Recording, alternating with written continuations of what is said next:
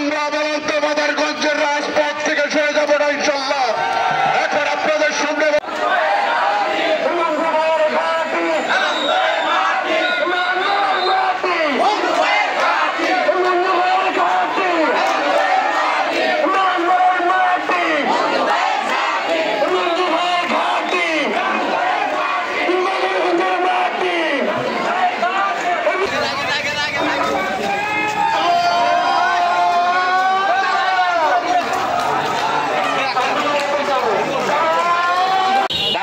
জাতীয়তাবাদী দল যে প্রাথমিক মনোনয়ন দিয়েছে সেটা মেলান্দ মাদারগঞ্জবাসীর আশা আকাঙ্ক্ষার প্রতিফলন ঘটেনি।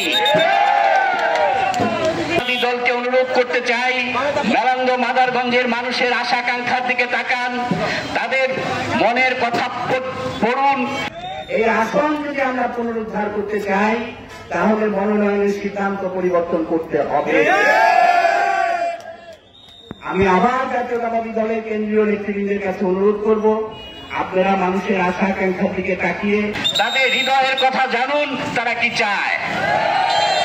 আপনারা যদি সমর্থন করেন তাহলে বাংলাদেশ জাতীয়তাবাদী দল আমাকে মনোনীত করবে। আপনাদের সমর্থনের উপরে নির্ভর করবে বাংলাদেশ জাতীয়তাবাদী দল আমাকে মনোনয়ন দিবে কি দিবে না। আমরা 5ই আগস্টের স্পিরিটকে ধারণ করতে চাই। 5ই আগস্টের স্পিরিট হচ্ছে চাঁদাবাজের বিরুদ্ধে, 5ই আগস্টের স্পিরিট হচ্ছে ষড়যন্ত্রের বিরুদ্ধে, 5ই আগস্টের স্পিরিট হচ্ছে বালু মহাল দখল করা যাবে না, 5ই আগস্টের স্পিরিট হচ্ছে কোনো বিল, কোনো নদী, কোনো খাল দখল করা যাবে না। এটা হচ্ছে 5ই আগস্টের স্পিরিট। এই স্পিরিট যারা ধারণ করতে পারবে না তারা বাংলাদেশ জাতীয়তাবাদী দলের কান্ডারি হতে পারে না।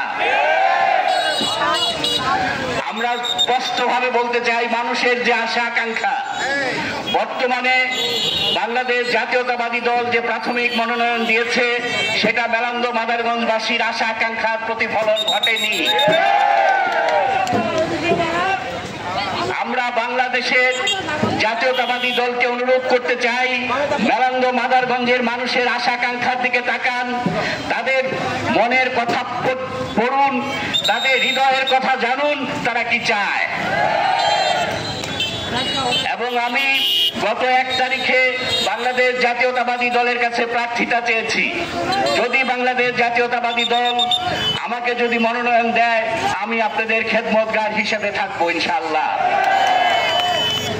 আপনারা এই প্রশ্ন আসতে পারে যে আমরা যদি থাকি তাহলে কিভাবে কি হবে। আমি যুবক ভাইদেরকে বলতে চাই, আমরা প্রথমেই যুবক ভাইদের কর্মসংস্থানের ব্যবস্থা করব দেশে এবং বিদেশে। আমরা অসুস্থ নারী পুরুষের চিকিৎসার ব্যবস্থা করব। আমরা বৃদ্ধ নারী পুরুষের সংস্থানের ব্যবস্থা করব। আমাদের অনেক কিছুই হয় নাই। আপনারা জানেন এখানে শাদীবাদী ভেঙে যাচ্ছে, মাদারগঞ্জের পাথর ভেঙে যাচ্ছে। আমরা এই ভাঙ্গার ব্যাপারে প্রাথমিক ব্যবস্থা নিয়েছি, আমরা পার্মানেন্ট ব্যবস্থা নেওয়া প্রক্রিয়াধীন আছে। আমাদের যে সড়ক আছে, এই যে দেওয়ানগঞ্জ থেকে জামালপুর হয়ে টাঙ্গাইল এবং ময়মনসিংহে প্রায় দিনই এখানে অ্যাক্সিডেন্ট ঘটে। আমরা ওই সড়কের আমরা একটা সাইড সড়ক আমরা নির্মাণ করার জন্য সরকারের কাছে দাবি জানাবো, এবং আমরা যদি আসি তাহলে ওই সড়ক নির্মাণ হবে ইনশাআল্লাহ। এবং তাহলে অ্যাক্সিডেন্টের মাত্রা অনেক কমে যাবে। আপনারা আসছেন, আপনারা মিছিলে অংশগ্রহণ করেছেন। আমি এই মা বোনদের কাছে, ভাইদের কাছে, যারা অনেক দূর দূরান্ত থেকে আপনারা এসেছেন, আপনাদের কাছে আমার কৃতজ্ঞতার শেষ নাই। এই কৃতজ্ঞতা ভাষা দিয়ে বলা যাবে না, এই কৃতজ্ঞতা হৃদয় দিয়ে, আত্মা দিয়ে উপলব্ধি করতে হয়।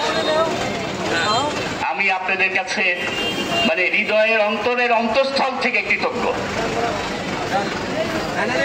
আমার যদি কিছু করার থাকে আপনারা সার্বক্ষণিক ভাবে আমার সাথে যোগাযোগ করবেন, সার্বক্ষণিক ভাবে, দিনে রাতে সকালে সন্ধ্যায় যখন আপনাদের মনে হয় আপনারা আমার সাথে যোগাযোগ করবেন।